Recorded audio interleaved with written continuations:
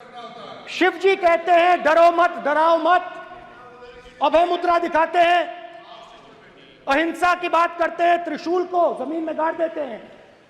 और जो लोग अपने आप को हिंदू कहते हैं वो 24 घंटा हिंसा हिंसा हिंसा, नफरत नफरत नफरत, असत्य सत्य असत्य।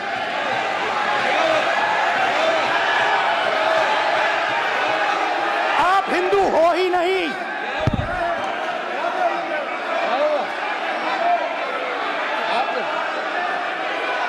Just get me that picture of Shiva. I'm inside because of this.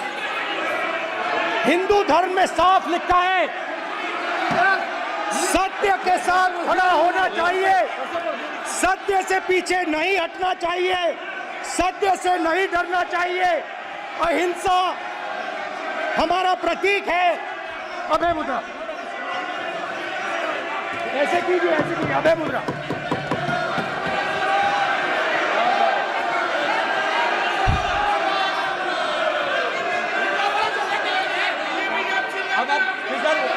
नहीं आएगा। Prime minister will not speak. Then prime minister will speak. This will happen here. If you are doing this, it will repeat again. भाई भाई भाई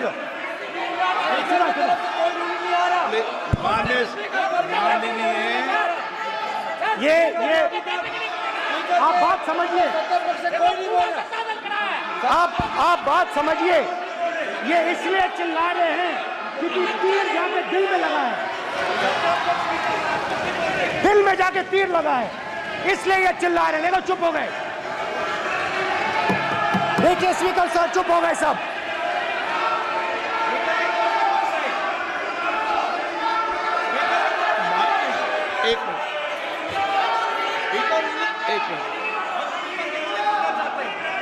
माननीय आप प्रतिपक्ष के नेता हैं, किसी का ध्यान रखना चाहिए। ये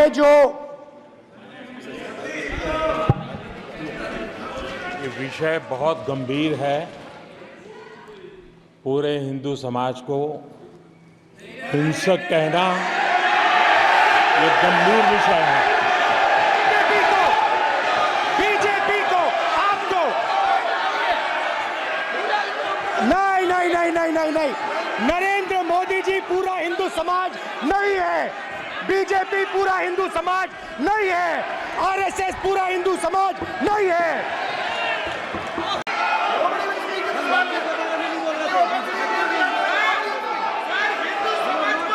भूपेंद्र यादव जी, ये ठेका नहीं है बीजेपी का। भूपेंद्र यादव जी बोलना चाहते हैं आप? ये सब हिंदू हैं यहाँ पे, ये सब हिंदू हैं।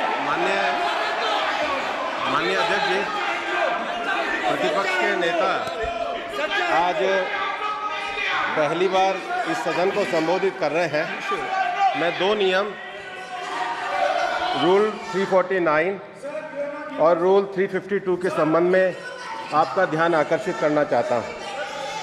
सबसे पहले तो नरेंद्र मोदी जी प्रतिपक्ष के नेता को बोलने का तरीका आना चाहिए। 349 पूरा हिंदू समाज नहीं है। 349 जो 12 है वो स्पष्ट रूप से कहता है ये जो और stand with back toward the chair, वो लगातार आपकी तरफ पीठ करके खड़े हैं, नियमों के खिलाफ है, जो इनको शोभा नहीं देता। दूसरा कहना दूसरा अध्यक्ष महोदय, गंभीर विषय है। दूसरा अध्यक्ष महोदय आर्टिकल रूल 352 रूल 2 ये कहता है make personal reference by way of making an allegation imputing a motive to or questioning the bona fide। इन्होंने पूरे विपक्ष के सदस्यों पे नहीं बल्कि इससे बाहर जाकर पूरे एक हिंदू समाज के ऊपर एलिगेशन लगाया है। इनकी bona fide गलत है, इनके खड़े होने का तरीका गलत है। विषय बहुत गंभीर है, सदस्यों में तो लगाया ही है। पूरे हिंदू समाज को हिंसक कहना माननीय अध्यक्ष जी, ये गंभीर विषय है। बीजेपी को जरा मूर्ति जी, नो आप नहीं नहीं नहीं नहीं नहीं नहीं, नरेंद्र मोदी जी पूरा हिंदू समाज नहीं है। माननीय अध्यक्ष जी, शोर शराबा कर इतने बड़े वाकया को छिपाया नहीं जा सकता। विपक्ष के नेताजी ने कैटेगोरिकली कहा है कि जो अपने आप को हिंदू कहते हैं वो हिंसा करते हैं।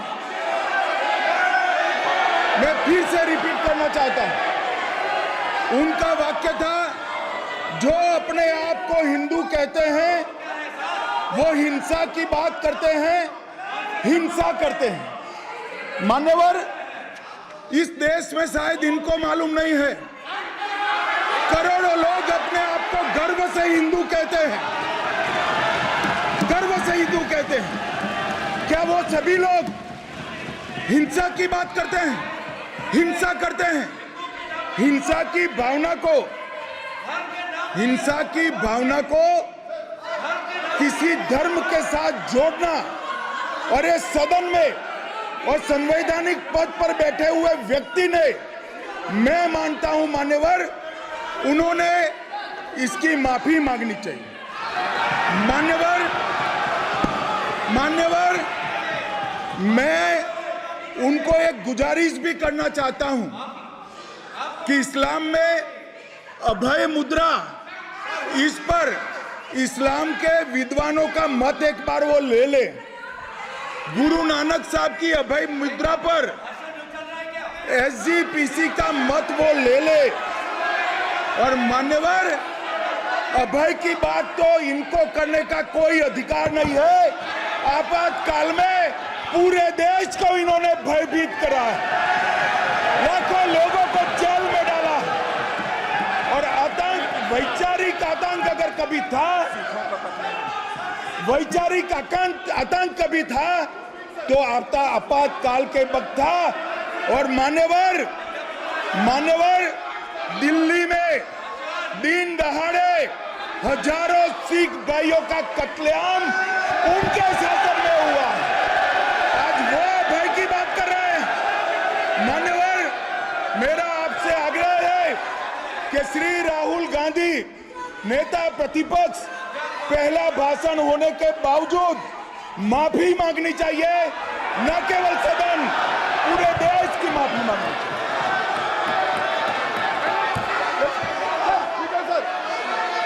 सर,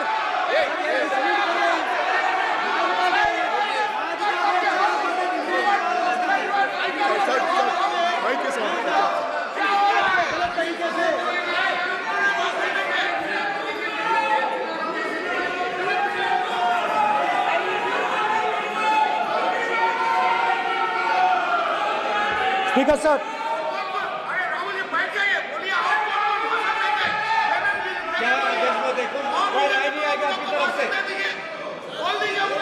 तो कल प्रधानमंत्री मोदी जी के समय पे सर आप ऐसे रहिए sir. I'm not going to speak until they're quiet.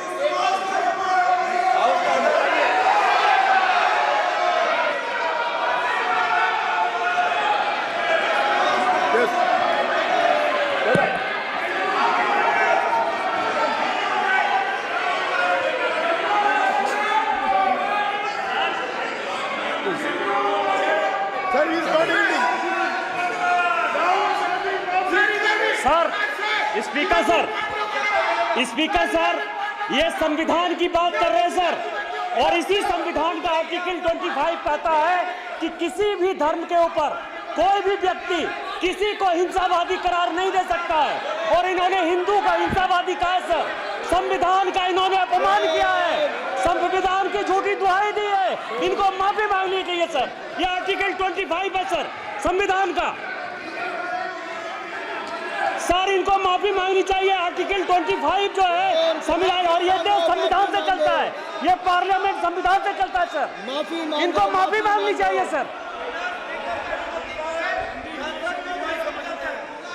ये संविधान से ऊपर नहीं है सर, कांग्रेस संविधान से ऊपर नहीं है। तुम्हें क्या आर्टिकल 25 कल्याण बनर्जी जी बताएं, आर्टिकल 25 क्या था? आप बताइए आप लोग का है क्या? पार्लियामेंट का आप लोग का है? आप लोग का जमींदारी है क्या? क्या समझते हो?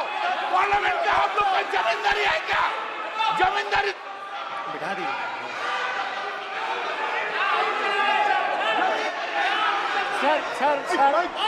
सर स्पीकर सर, माने प्लीज एक मिनट देता हूं मैं आपको। हिंदू देता हूं। धर्म कहता है। एक मिनट प्लीज, मान्य सदस्य प्लीज एक मिनट प्लीज। माननीय सदस्यगण, ये सदन की एक मिनट मैं दूंगा, अलाउ करूंगा आपको। माननीय सदस्यगण, इस सदन की एक गरिमा रही है और हमें संवाद चर्चा करते समय इस सदन की गरिमा को रखना चाहिए, और ऐसी कोई भी आपत्तिजनक बात जो पूरे समाज के पर विषय हो, कम से कम प्रतिपक्ष के नेता को बोलते समय ध्यान रखना चाहिए। मैं इसको सीरियस तरीके से देखूंगा।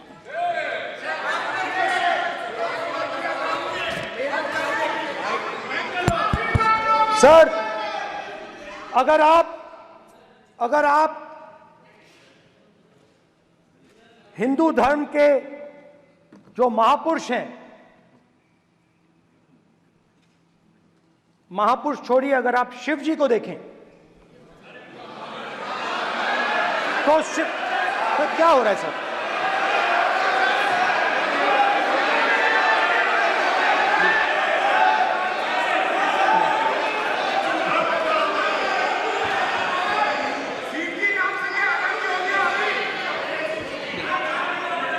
अगर आप शिव जी को देखें तो उनकी इमेज से आपको पता लगता है कि हिंदू डर नहीं फैला सकता, हिंदू हिंसा नहीं फैला सकता, हिंदू नफरत नहीं फैला सकता। और बीजेपी 24 घंटा नफरत, हिंसा, नफरत, हिंसा, नफरत, हिंसा। स्पीकर सर, कहां तक इन्होंने डर फैला दिया है?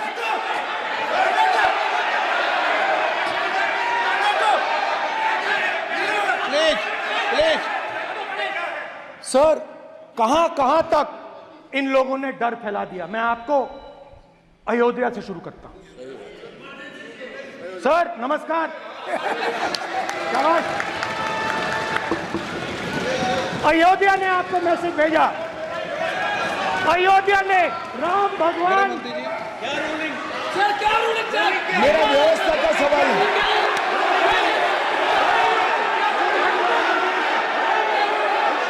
इस सदन के नियमों की पुस्तिका, इससे कुछ सदस्यों को क्या मुक्ति दे दी गई है? आपके गाइडेंस के बाद भी बार बार तस्वीर बताना, पूरे बीजेपी को हिंसा कर रही है ऐसे कहना, खड़े होकर एक दूसरे के बीच में हस्तधून करना, सारे नियम इनको लागू नहीं होते हैं। नियम मालूम नहीं है तो ट्यूशन रख ले साहब। सदन इस तरह से नहीं चल सकता है। ये सदन, मेरा आपसे आग्रह है कि ये सदन ऑर्डर में रहना चाहिए, नियमों के अनुसार रहना चाहिए।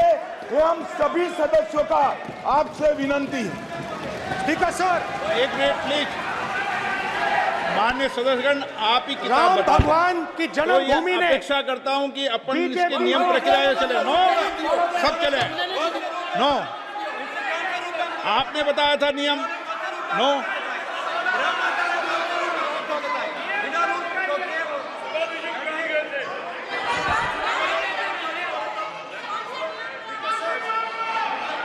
माइक दीजिए सर। हाँ सर, मेरा सवाल है सर, इस माइक का कंट्रोलर किसके हाथ में? प्लीज बैठिए सर ये ऑफ होता है, प्लीज बीच में माने ऑफ हो बैठिए जाता है। प्लीज। ये बार कई बार विषय उठ गई और बहुत गंभीर, और माननीय सदस्य आप प्रतिपक्ष के नेता हैं, आप सदन के बाहर भी ये बात कहते हैं कि माइक बंद कर देते हैं। मैंने कई बार आग्रहपूर्वक किया कि आसन पर इस तरीके का आरोप नहीं लगाएं। नो प्लीज बात सुनिए। आसन पर सभी दल के प्लीज, आसन पर सभी दल के लोग बैठते हैं और सभी दल के लोग सभापति तालिका पे हैं और सब जानते हैं कि एक व्यवस्था होती है, जिस भी माननीय सदस्यों को आग्रह किया जाता है बोलने का वो बोला जाता है और जिसको आग्रह नहीं किया जाता उसका माइक चालू नहीं होता। आप बोलने के लिए खड़े, आपका माइक कभी बंद नहीं हुआ, कभी बंद नहीं हुआ। आप अगर आसन में जो भी विराज रहे हैं वो अगर आपका नाम नहीं पुकारते हैं तब माइक चालू नहीं होता। ये व्यवस्था हमेशा इस सदन की रही है, पुराने में भी और नए में भी। कभी आसन पे व्यक्ति पर माइक का कंट्रोल नहीं होता। दूसरा, माननीय प्रतिपक्ष के आप नेता हैं और आपसे ये अपेक्षा की जाती है कि आप लोकसभा की प्रक्रिया काल संचार नियम का पालन करें, संविधान की जो व्यवस्थाएं दे रखी है उसकी पालन करें और सदन में बोलते समय किसी भी धर्म को के ऊपर ऐसा आक्षेप नहीं करें जिससे पूरे देश के अंदर विषय पैदा हो। ये आपसे अपेक्षा की जाती है। सर, मैं बिल्कुल आपकी रिस्पेक्ट करता हूं स्पीकर सर, मगर मेरे भाषण के बीच में सच्चाई ये है कि माइक ऑफ हो जाता है। मैं क्या करूं, हो जाता है वो। अब आपने देखा मैंने अयोध्या शब्द यूज किया और माइक ऑफ हो गया। नो, अरे ये प्रधानमंत्री मोदी जी के टाइम में आधा आधा कह रहा है क्या? तो अयोध्या ने राम भगवान की जन्मभूमि, प्लीज ब्रदर, राम भगवान की जन्मभूमि ने बीजेपी को मैसेज दिया और ये आपके सामने मैसेज बैठे हुए हैं। मैंने इनसे पूछा, कल कॉफी पी, इनसे मैंने पूछा कि बताइए ये हुआ क्या। बीजेपी ने राम मंदिर का इनॉग्रेशन किया, बोलने दीजिए, राम मंदिर का इनॉग्रेशन किया। अरे भाई आप हार गए, उसको सहन करिए। नाम बोलने की कोई जरूरत नहीं है, मैं भाषण दे रहा हूं, आप नहीं दे रहे हो। मुझे बोलना है जो बोलना है, मुझे नाम लेने की कोई जरूरत नहीं। मुझे जो बोलना है मैं बोलूंगा। तो अयोध्या ने मैसेज दिया और मैंने इनसे पूछा कि हुआ क्या, और इनका जवाब आया। मैंने उनसे पूछा कि आपको कब पता लगा कि आप अयोध्या में जीत रहे हो, और आपने कहा पहले दिन से मुझे पता था। सही बात। और मैंने कहा ये क्या हुआ, उन्होंने कहा राहुल जी अयोध्या में एयरपोर्ट बना, अयोध्या की जनता से जमीन छीनी गई और आज तक उन्हें मुआवजा नहीं मिला है। उन्होंने कहा, सही बात, उन्होंने कहा कि अयोध्या में जो भी छोटे छोटे दुकानदार थे, जो भी छोटी छोटी बिल्डिंग्स थी, उन सारों को तोड़कर गिरा दिया गया और उन लोगों को सड़क पर कर दिया गया। इन्होंने यह भी कहा कि अयोध्या के इनॉग्रेशन में अयोध्या की जनता को बहुत दुख हुआ, क्योंकि इनॉग्रेशन में अदानी जी थे, अंबानी जी थे, मगर अयोध्या का कोई नहीं था। और ये कारण था कि अयोध्या की जनता में, उनके दिल में नरेंद्र मोदी जी ने भय डाल दिया, उनकी जमीन ले ली, उनके घर गिरा दिए और फिर अयोध्या के गरीब लोगों को, किसानों को, मजदूरों को मंदिर के इनॉग्रेशन तक नहीं जाने दिया। मंदिर के इनॉग्रेशन छोड़ो, उसके बाहर भी नहीं जाने दिया। और इसीलिए अयोध्या की जनता ने सही मैसेज भेजा। अच्छा, इन्होंने मुझे एक और बात बोली, 3 बार इन्होंने कहा कि 3 बार नरेंद्र मोदी ने टेस्ट किया, 2 बार क्या मैं अयोध्या से लड़ जाऊं? और सर्वेयर्स ने कहा अयोध्या में मत लड़ जाना, अयोध्या में मत लड़ जाना, अयोध्या की जनता हरा देगी। और इसीलिए प्रधानमंत्री वाराणसी गए और वहां बच के निकले।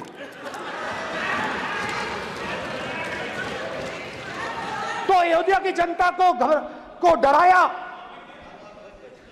पूरे देश को डरा दिया। मैं आपको बताता हूं, आज सुबह में आया, राजनाथ सिंह जी ने मुस्कुरा के मुझे नमस्ते की और मोदी जी बैठे हैं, मुस्कुराहट नहीं, सीरियस, नमस्ते भी नहीं करते। कहीं मोदी जी ना देख लें, प्रॉब्लम हो जाएगी। वही कहानी गडकरी जी की है, सच्चाई है। अरे भाई, अयोध्या की जनता को छोड़ो, ये तो बीजेपी वालों को डराते हैं।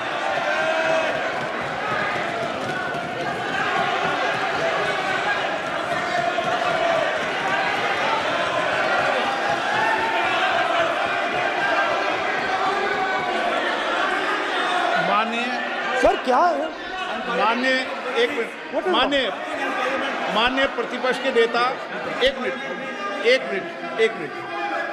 माननीय प्रतिपक्ष के नेता, आप सदन के वरिष्ठ नेता हैं। मेरा आपसे आग्रह है कि राष्ट्रपति अभिभाषण पर डिबेट हो रही है, इसकी गरिमा, राष्ट्रपति अभिभाषण की गरिमा रखे ना। ये तो अपेक्षा आपसे सब करते हैं कि आप राष्ट्रपति अभिभाषण पे बोले, नीतियां पे बोले, कार्यक्रमों में बोले। अब व्यक्तिगत रूप से नहीं, अगर आप ये उचित मानते हैं क्या? स्पीकर सर, ये उचित है? अगर आपकी पार्टी इसको उचित मानती है तो मुझे कुछ नहीं कहना। स्पीकर सर, माननीय अध्यक्ष जी, लोकतंत्र ने और संविधान ने मुझे सिखाया है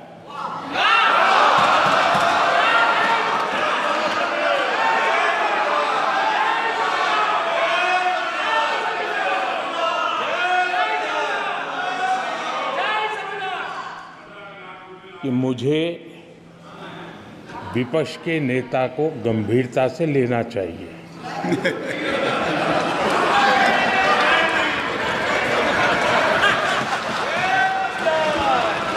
स्पीकर सर, आपने कहा कि डिबेट प्रेसिडेंट्स एड्रेस पे होनी चाहिए।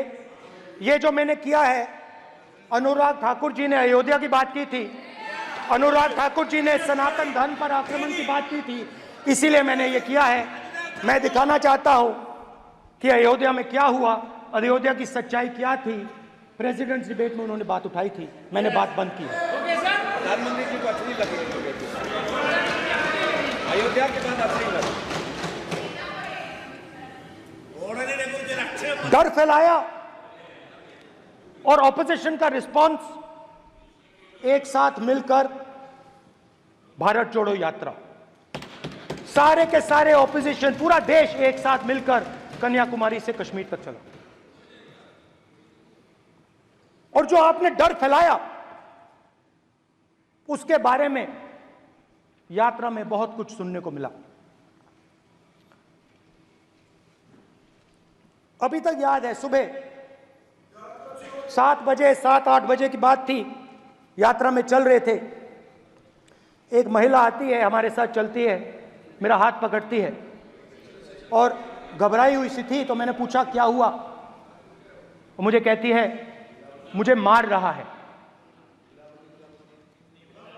मुझे मार रहा है।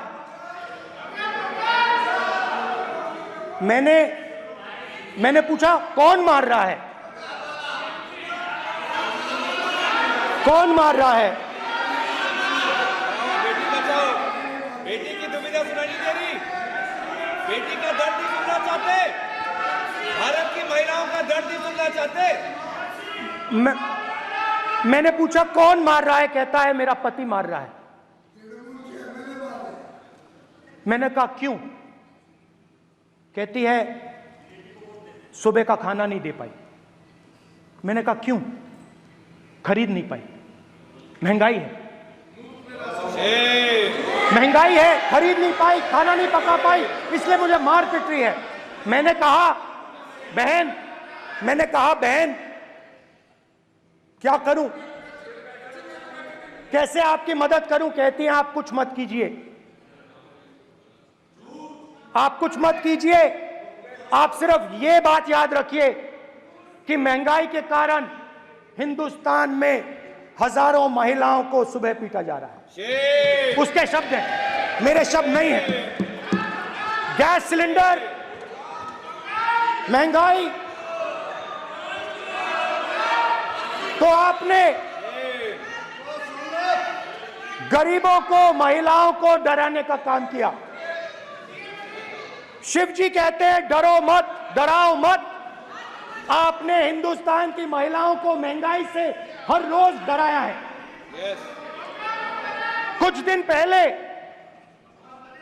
मैं पंजाब में अग्निवीर के परिवार से मिला। सुनिए, अग्निवीर के परिवार से मिला। छोटा सा घर था, छोटा सा घर था।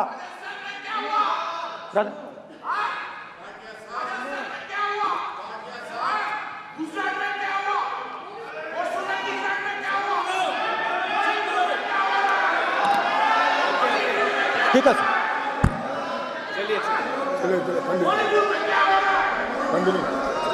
छोटे से घर में अग्निवीर शहीद हुआ, लैंडमाइन ब्लास्ट में शहीद हुआ। मैं उसे शहीद कह रहा हूं, मगर हिंदुस्तान की सरकार उसे शहीद नहीं कहती है। नरेंद्र मोदी उसे शहीद नहीं कहते हैं, नरेंद्र मोदी उसे अग्निवीर कहते हैं। उस घर को पेंशन नहीं मिलेगी, उस घर को कंपनसेशन नहीं मिलेगी, शहीद का दर्जा नहीं मिलेगा। और बेचारे बैठे हुए थे, 3 बहनें थी, एक साथ बैठी हुई थी, रो रही थी। आम जवान को पेंशन मिलेगी, जरूर दुख होगा, मगर हिंदुस्तान की सरकार आम जवान की मदद करेगी। मगर अग्निवीर को जवान नहीं कहा जा सकता। अग्निवीर यूज एंड थ्रो मजदूर है। और आप उससे कहते हो, उसको आप 6 महीने की ट्रेनिंग देते हो, 6 महीने की ट्रेनिंग देते हो। दूसरी तरफ चाइना के जवान को 5 साल की ट्रेनिंग मिलती है, राइफल लेकर उसके सामने खड़ा कर देते हो, उसके दिल में भय पैदा करते हो। एक जवान और दूसरे जवान के बीच में फूट डालते हो कि एक को पेंशन मिलेगी, एक को शहीद का दर्जा मिलेगा, दूसरे को नहीं मिलेगा, और फिर अपने आप को देशभक्त कहते हो। ये कैसे देशभक्त हैं?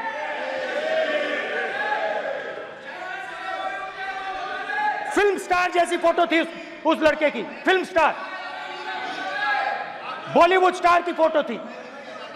मैं सोच रहा था देखो, इस युवा ने जान दी। स्पीकर सर,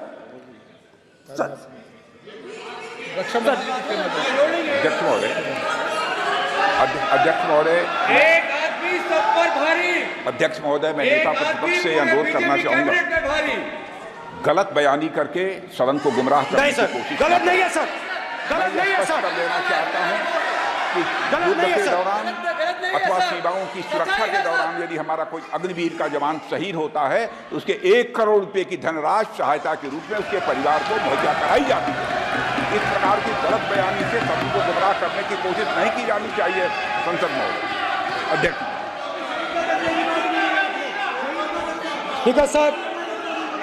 स्पीकर सर देखिए, स्पीकर सर देखिए, राजनाथ सिंह जी की एक राय है, मेरी एक राय है। सच्चाई अग्निवीरों को मालूम है, हमें बोलने की जरूरत नहीं है। अग्निवीर को किस चीज का सामना करना पड़ता है, शहीद का दर्जा मिलता है या नहीं मिलता है, कॉम्पनसेशन मिलता है नहीं मिलता है, पेंशन मिलती है नहीं मिलती है, वो उसको मालूम है। पॉइंट ऑफ ऑर्डर है मान्यवर।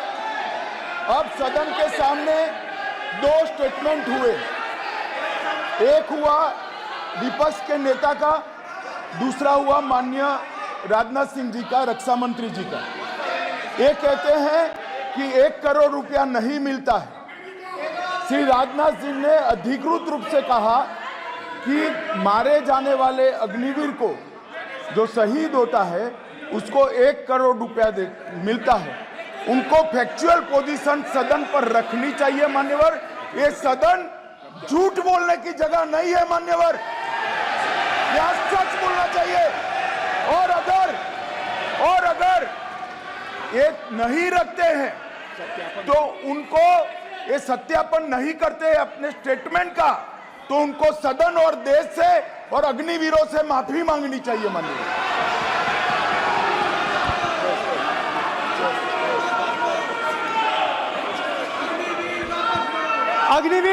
अग्निवीर की सच्चाई मैंने फ्लोर ऑफ द हाउस पे रखी है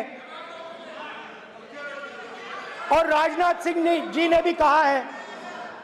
जो रियलिटी है वो हिंदुस्तान की सेना को मालूम है, वो अग्निवीरों को मालूम है। उनके कहने से या मेरे कहने से कोई फर्क नहीं पड़ता, सच्चाई तो उनको मालूम है। उनको मालूम है सच्चाई कौन बोल रहा है।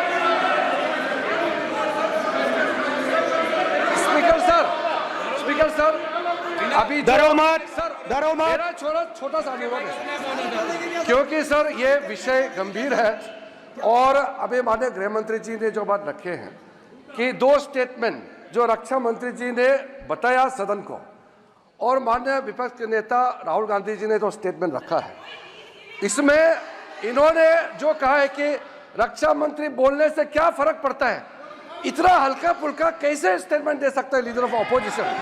इसलिए सर इन्होंने जो बात रखा है पुष्टि करना चाहिए और हम लोग भी सर नियम के मुताबिक अपना बात रखेंगे सर।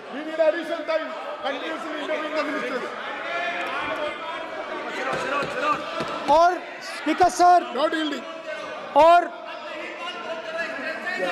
स्पीकर सर देश की सेना जानती है, पूरा देश जानता है कि अग्निवीर स्कीम सेना का स्कीम नहीं है, पीएमओ का स्कीम है। और पूरी सेना जानती है कि स्कीम प्राइम मिनिस्टर का ब्रेन चाइल्ड था, स्कीम सेना का ब्रेन चाइल्ड नहीं था। जैसे नोटबंदी की गई वैसे ही आर्बिट्री तरीके से। अध्यक्ष महोदय, अध्यक्ष महोदय, मैं नेता प्रतिपक्ष से विनम्रता पूर्वक अनुरोध करना चाहता हूं कि कृपया वह सदन को गुमराह करने की कोशिश न करें। अग्निवीर योजना के संबंध में बहुत सारे लोगों से 158 ऑर्गेनाइजेशन के साथ सीधा संवाद स्थापित हुआ है, उनके सुझाव लिए गए हैं, तब यह अग्निवीर योजना लाई गई है और बहुत सोच समझकर यह योजना लाई गई है। और मैं यह भी स्पष्ट कर देना चाहता हूं, इस प्रकार की योजनाएं दुनिया के कई देशों में है, यूएस में है, यूके में है, वहां पर किसी को कोई किसी प्रकार की आपत्ति नहीं है। अब बिना अग्निवीर योजना के बारे में समझे, बिना उस संबंध में कोई पूरी जानकारी हासिल किए इस तरीके से सदन को गुमराह करना, इसे कदापि उचित नहीं ठहराया जा सकता। महोदय, मैं तो आपसे ये अनुरोध करूंगा, इसे सदन की कार्रवाई से बाहर निकाला जाना चाहिए। आपको देखिए, सिंपल सी बात है स्पीकर सर, इनको अग्निवीर अच्छा लगता है, आप उसको रखिए, हम उसको बदल देंगे, हटा देंगे। सिंपल सी बात है, हमारी सरकार आएगी, अग्निवीर को हम हटा देंगे, क्योंकि हम सोचते हैं कि अग्निवीर सेना के खिलाफ है, जवानों के खिलाफ है, देशभक्तों के खिलाफ स्कीम है। हम इस स्कीम को नहीं चाहते।